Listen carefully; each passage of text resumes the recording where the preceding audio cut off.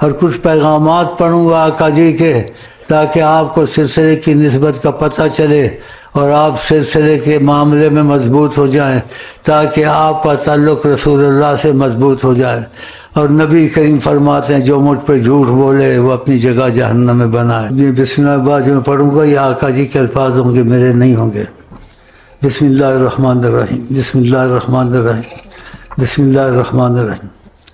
آپ نے ہر بات ہم پر چھوڑ دی ہوئی ہے، اس لیے ہم سلسلے کی ہر بات میں دخل دیتے ہیں۔ اللہ اچھا کون کر رہا ہے، برا کون کر رہا ہے، ہمیں سب پتہ ہے۔ جو گڑبڑ کرے گا مارا جائے گا، اور جو اچھا کرے گا بے پناہ فائدہ اٹھائے گا۔